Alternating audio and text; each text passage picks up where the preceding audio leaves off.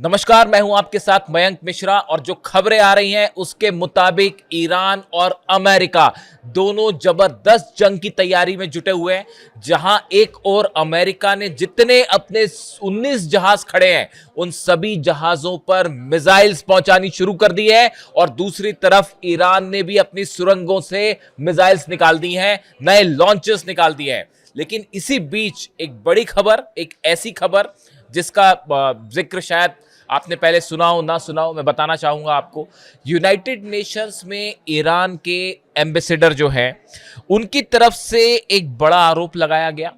अमीर सईद इरावानी साहब जो हैं यूनाइटेड नेशंस में ईरान के एम्बेसडर हैं, उनका कहना है उन्होंने डोनाल्ड ट्रंप और अमेरिका के लिए, खास तौर पर डोनाल्ड ट्रंप के लिए डकैत शब्द का इस्तेमाल किया है। उनका कहना है कि डोनाल्ड ट्रंप और अमेरिका डकैती कर रहे हैं और आतंकवाद को बढ़ावा दे रहे हैं। अब ये बात ईरान ने क्यों कही?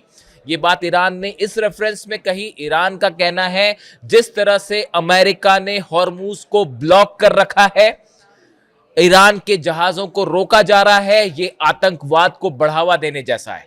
इसके साथ ही उनका यह भी कहना है, ईरान का यह कहना है कि जो ईरान के जहाजों पर अमेरिका ने और डोनाल्ड ट्रंप ने कब्जा किया है, यह सरासर डकैती है। यह समुंदर में जो लुटेरे होते हैं, समंदर के जो डकैत होते हैं, वो जो हरकत करते हैं, वैसी हरकत डोनाल्ड ट्रंप और अमेरिका कर रहे हैं। इसके साथ ही उन्होंने कई बातें कही हैं जो बेहद अहम है।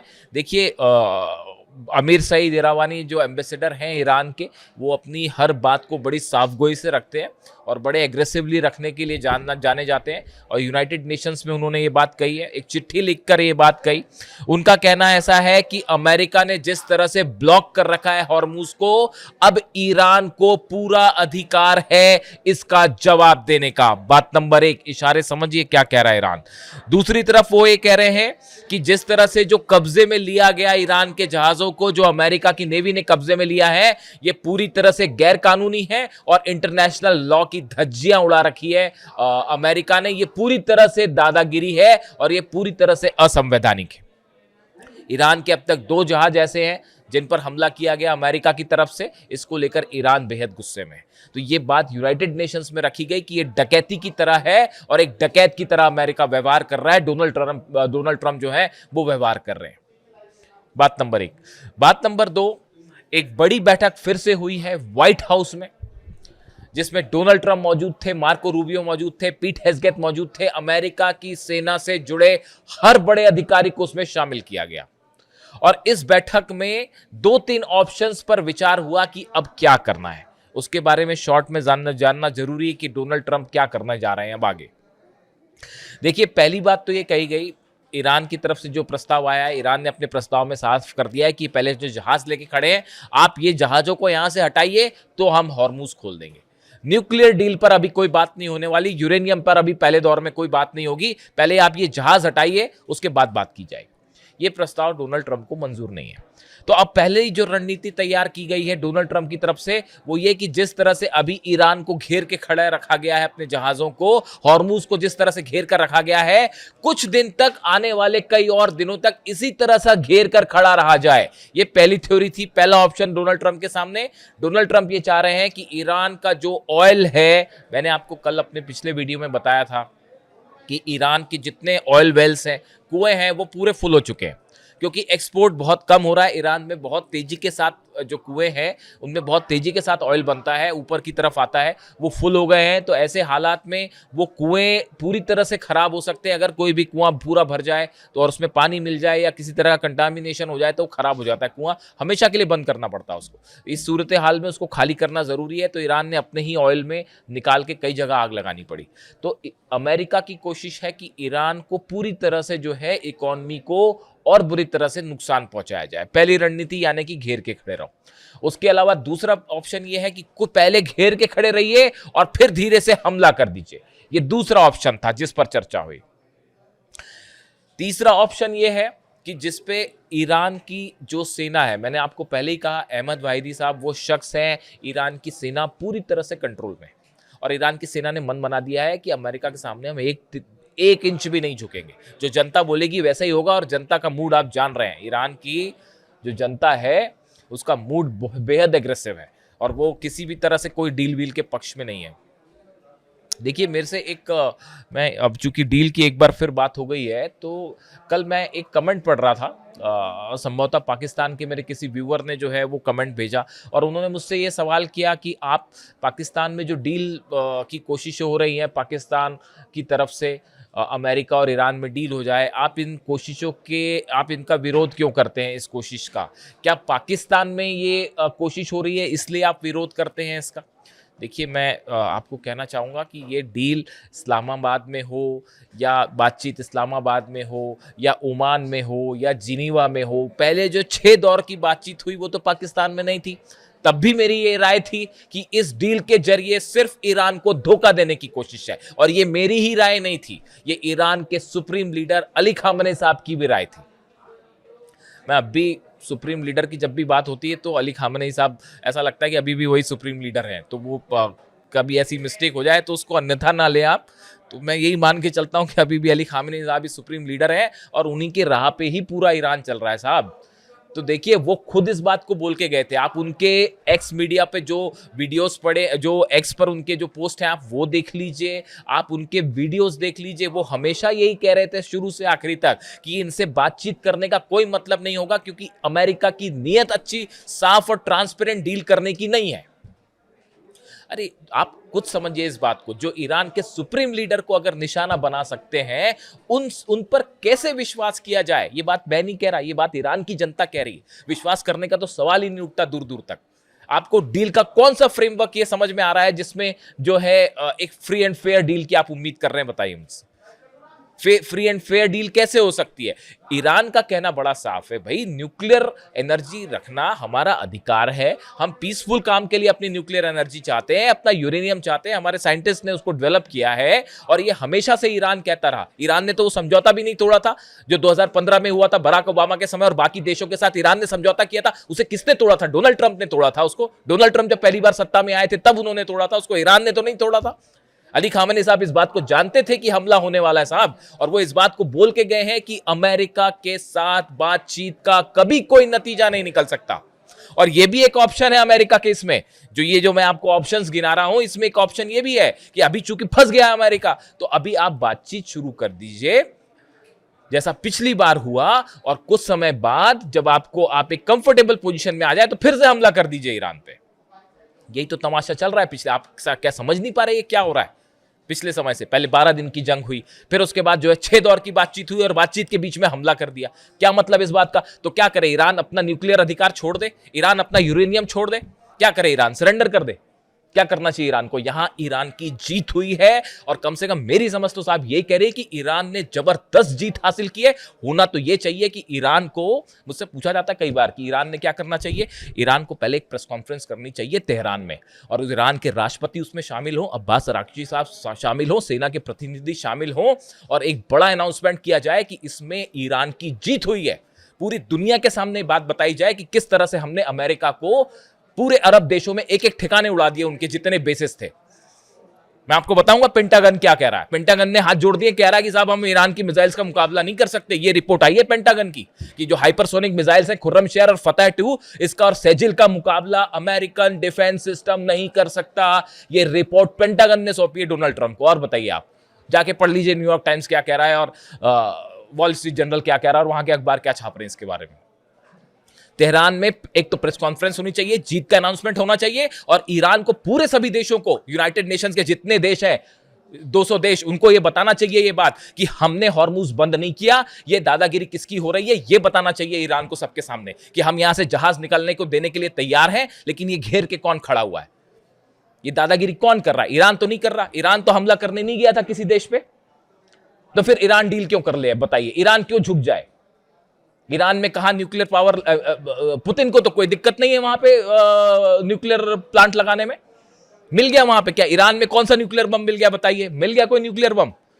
ये बात साफ है ना कि झूठ बोलकर हमला किया गया, और असैसिनेशन करते हैं आप सुप्रीम लीडर का, और उसके बाद ये उम्मीद करते हैं कि ईरान जो है वो आपकी बात मान ले। कैसे मान ले? बात बिल्कुल नहीं माननी चाहिए बात साहब। मेरी तो डिप्लोमेटिक समझ यही कहती है, मैंने जहां से जो पढ़ाई करी है उसके हिसाब से समझ यही कहती है, ईरान जीता है, ईरान को अपनी ही शर्तों पर डील करना चाहिए, वरना फिर धोखा होगा साहब। अहमद वाहिदी साहब निशाने पे हैं, वो लोकेशन नहीं मिल पा रही है। मुस्तफा खामेनी को खोजने की कोशिशें चल रही हैं कि कैसे उनकी लोकेशन ट्रेस हो जाए। हकीकत ये है, ईरान के जो आर्मी चीफ है, आईआरजीसी चीफ है अहमद वाहिदी, सीआईए की टॉप लिस्ट में है, पहले नंबर पे हिट लिस्ट में है, लेकिन खोज नहीं पा रहे उनको। ईरान के सुप्रीम लीडर का असैसिनेशन इसलिए हुआ क्योंकि वो अली खामेनी साहब ने छुपने से मना कर दिया था। उन्होंने कहा कि आप मेरे तेहरान के, वो अपने तेहरान के लोगों से मोहब्बत करते थे, वो ऐसे नहीं थे कि हमला हो जाए पार्टी में तो भग ले वहां से। तस्वीरें देखी सबने, ईरान के शेर थे, वो अपनी जनता के बीच रहे, शेर की तरह रहे और शेर की तरह ही शहीद हुए। और उन्होंने ये बात कही कि तेहरान के जितने लोग हैं आप उनको बंकर में ले जा सकते हो क्या, छुपा सकते हो क्या? सेना ने कहा जी नहीं कर सकते। तो बोले ठीक है, मैं भी नहीं चूकूंगा।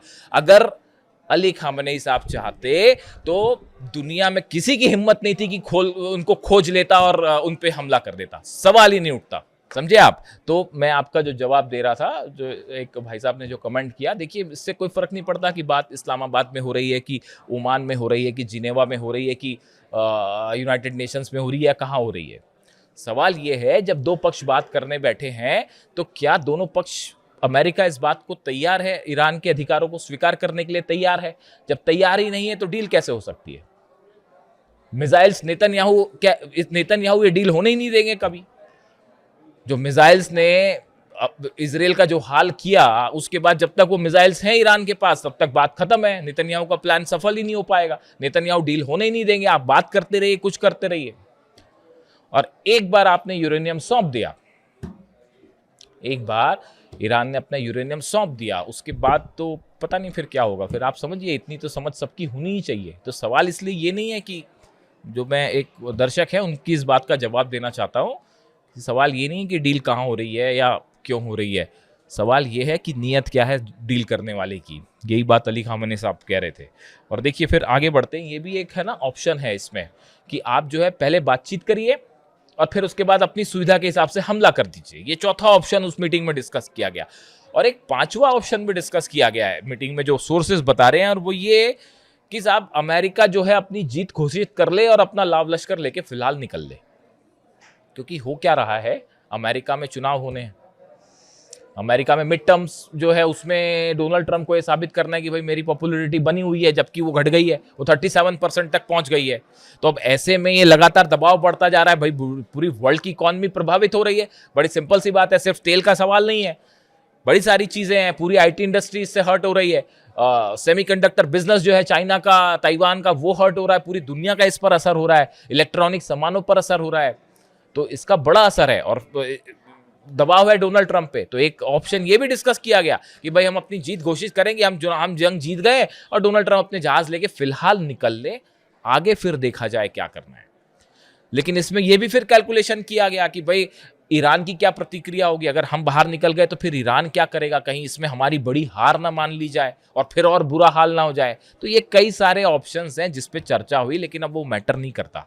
अब जो मैटर करता है वो ईरान क्या करेगा, वो मैटर करता है। और जो ईरान के राजदूत कह रहे हैं, सुनिए जहां से बात शुरू की थी, कि अमेरिका की हरकतों का जवाब देने का अधिकार है ईरान के पास। ईरान की सेना ये कह रही है दूसरे शब्दों में कि अगर ये ब्लॉकेड बना रह गया तो इस बार हमला हम करेंगे। ईरान के जितनी मिसाइल्स हैं वो तैयार हैं, रेडी मोड में है। और देखिए इकॉनमी को बड़ा नुकसान होगा ईरान की, इसमें दो मत नहीं है। जो तेल नहीं जा पा रहा है, आप कब तक ईरान उसको कैसे रोक के रखेगा? भाई जहाज चीन को भी नुकसान होगा, लेकिन इसमें देखिए एक दूसरा पक्ष भी है इसका। ये खेल असल में अब तेल का खेल हो गया है। ये शुरू कहीं और से हुआ था, यूरेनियम से और पता नहीं कहाँ से, लेकिन ये मामला जो है वो ऑयल इंडस्ट्री को जबरदस्त खेल चल रहा है।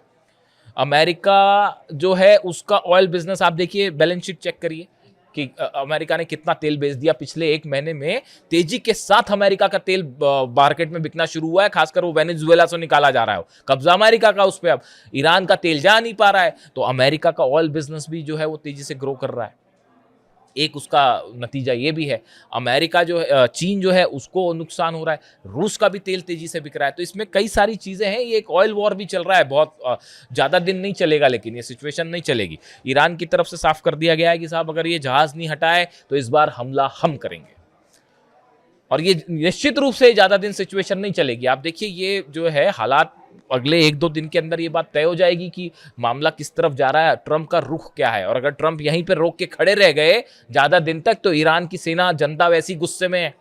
और ईरान की सेना भी आप देख ही रहे हैं किस मूड में, बेहद एग्रेसिव मूड में। तो देखिए अगले जो है वो 48 घंटे में ये बात तय हो जाएगी कि डोनाल्ड ट्रंप का क्या रुख है।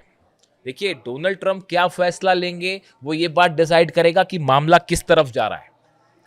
और ईरान का अगला कदम क्या होगा, ईरान इस बार हिचकेगा नहीं हमला करने से, आप ये बात भी समझ लीजिए। अब जो है वो आईआरजीसी का जो मूड है वो ज्यादा दिन तक ये ब्लॉकेड नहीं रहने वाला है। ये तो या तो अमेरिका इसे पीछे खींचेगा या ईरान इसे तोड़ेगा, तो दो में से एक चीज होगी और वो तय है। ये ज्यादा दिन तक ये खेल चलेगा नहीं कि जहाज घेर के खड़े हैं। और दूसरी तरफ देखिए एक और बड़ी इंटरेस्टिंग खबर आई है। कमर्शियल जहाज था MV ब्लू स्टार 3, एक जहाज था जो कि अरब सागर से होता हुआ ओमान की खाड़ी की तरफ बढ़ा आगे। अमेरिका की हेलीकॉप्टर्स आए और उसको कब्जा कर लिया, उस पर उतर गए और बोला कि भाई ये जहाज तो जो हमको शक है कि ईरान जा रहा है, तो हम इस पर चेकिंग करना चाहते हैं। बाद में पता चला कि वो जहाज तो ईरान जा ही नहीं रहा था, वो जहाज तो ओमान ही जा रहा था। फिर उसके बाद फिर हेलीकॉप्टर में लदे और वहां से चल गए। ये तो इंफॉर्मेशन है अमेरिका की। भाई मैरी टाइम में तो जो है मैं यहाँ पे भारत में बैठे बैठे जो है मैं मैरी टाइम इन्फॉर्मेशन चेक करता हूँ, मुझे पता चल जाता है कि कौन सा जहाज कहाँ जा रहा है। तो ये तो बड़ी हैरानी की बात थी। या तो कुछ शक हो रहा था अमेरिका को कि कुछ इसमें हथियार आ रहे हैं। आजकल सबसे बड़ा डर यही सता रहा है अमेरिका को कि भाई वो ईरान जो है, चीन जो है वो मिसाइलें तो नहीं भेज रहा। आजकल सबसे बड़ा डर यही है कहीं वो पोटेशियम परक्लोरेट तो नहीं आ रहा और 1000-2000 मिसाइल बन जाए ईरान की। ईरान में बहुत तेजी से, उस पर अलग से बात करेंगे। तो अभी हालात ये है कि वो जहाज पर उतरे, बाद में उसको छोड़ा कि बोले अरे गलत जहाज पकड़ लिया था साहब।